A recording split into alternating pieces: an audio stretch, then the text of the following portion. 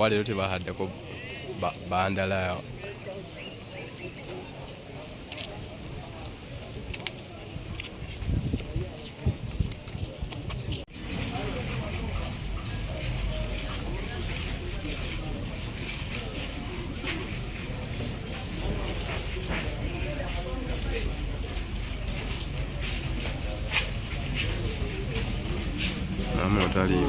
mwali oyajja alina ow'ebimuli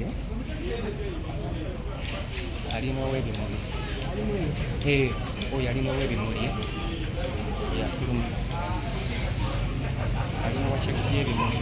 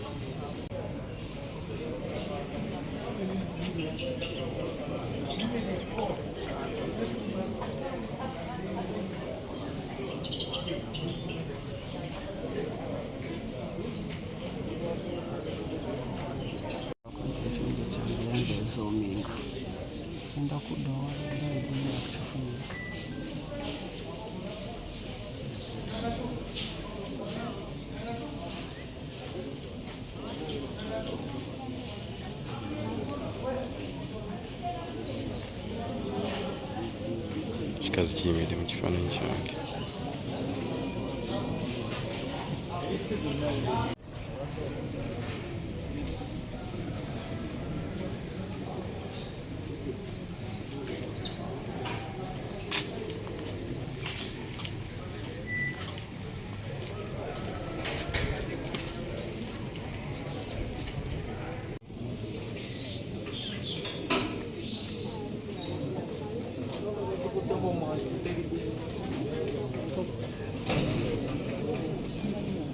Watching brief. Yeah, I was watching brief, but I think we shall finalize that. We don't have instruction for now.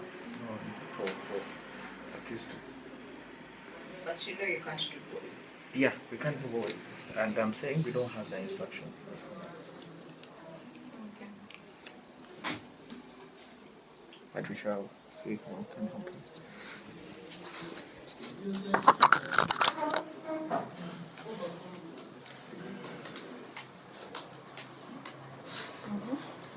Should investigations are still ongoing.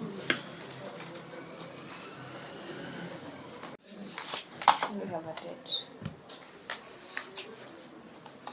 2nd July. 2nd July, is that okay for all the council?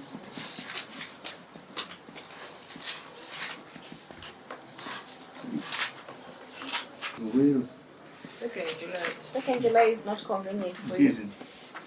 Can we have another date? That's 8th July. How is 8th July? 8th July is okay with me. How about 9th? 9th is okay. Council Patrick, is 9th July okay? The matter is okay. It's fine. Okay. So the matter is adjourned to 9th July 2026. The accused persons shall remain on remand until then.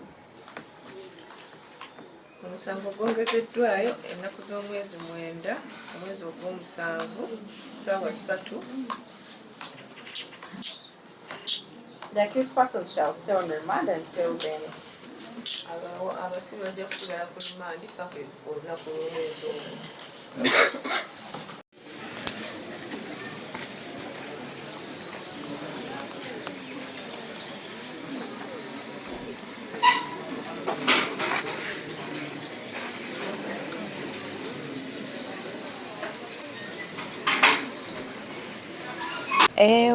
Omugenzi yagambako ku bamu ku mikwano gye n'abagamba nga we baali baayawukana n'ateeberezebwa okubanga yamutta baali baayawukana wiikisi ziizo emabega era n'okutuuka ku lunaku lwe yafiira baali bazzeewo enkolagana yaabwe kiteeberezebwa nti baali bazzeewo relationship yaabwe naye nga wiikisi ez'emabegako baali baayawukanamuko lwa nsonga ezitali zimu na zimu.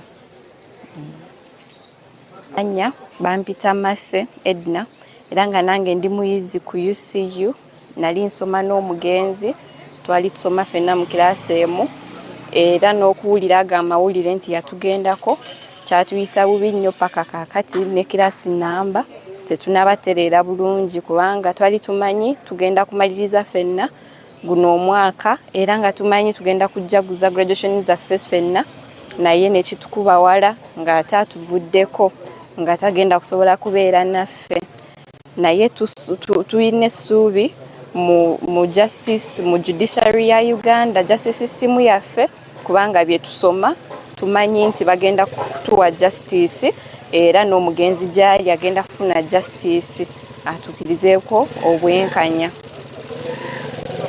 Isaiah Alinda muganda w'omugenzi Bridget tubadde tuze wano kkooti y'Emukono Chief Magistrate nga tuze okuwulira omusango for the very first time ogwa Bridget eyatuvaako yali muyizi ku UCU ng'asoma law ng'ali mu last year so omusango bagongezaayo mpaka nga 9 ogw'omusanvu guno omwaka ogwa 2026 tubadde tusuubira okubaako bye tuwulira naye bagambe tukomewo nga 9 so Bridget okutuvaako kyatukoba wala ffe abooluganda n'emikwano gye bye yali asoma nabo and tubadde tusuubira leero okubaako kye tuwulira kale nga kituzaamu amaanyi naye engeri gye batugambe tukomewo nga 9 tujja kulinda katusuubire bajja kuba balina bye bafunye era bisingawo nga binumiriza ateeberezebwa kuba yata our sister ateeberezebwa okubanga Bridget ya introducingako oyo omusajja